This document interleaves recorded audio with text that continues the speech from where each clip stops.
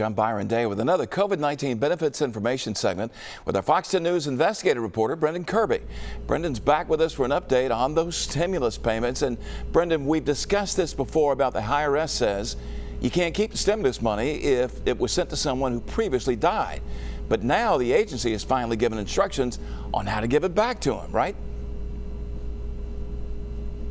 Correct, Byron. If you got a physical check that needs to be returned, you should write void in the endorsement section, then mail it back. Don't staple or bend or paper clip the check, and include a note explaining why you are returning it. For Alabama residents, mail to Memphis Internal Revenue Service, 5333 Getwell Road, Memphis, Tennessee 38118. For Florida and Mississippi residents, you send yours to Austin Internal Revenue Service 3651 South Interregional Highway 35, Austin, Texas 78741.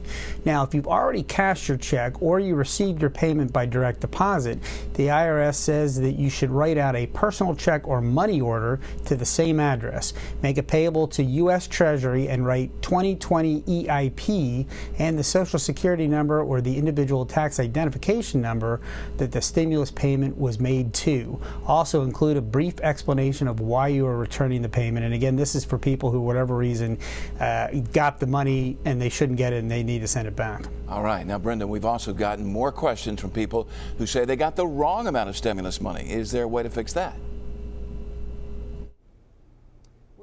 This before, but I checked to see if there's any update on this, and unfortunately, no, there's not. The only way to fix this is when you file your 2020 tax return next year. The most common reason for an incorrect amount seems to be people who didn't get the $500 child dependent credit. The IRS, for instance, might not know about children of people who receive veterans benefits or supplemental security insurance, but who don't file tax returns.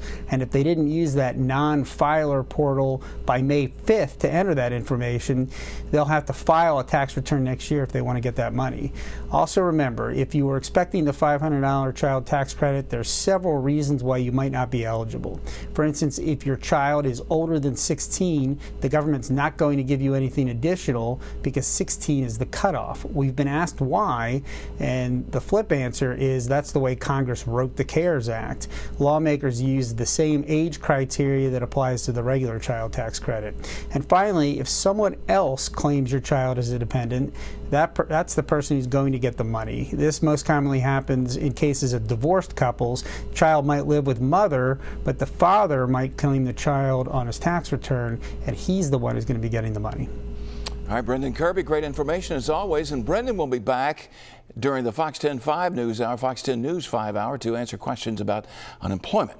If you've got a question, just email it to Brendan directly at brendan.kirby@fox10tv.com. And he's going to work to try to answer as many of those questions as he can.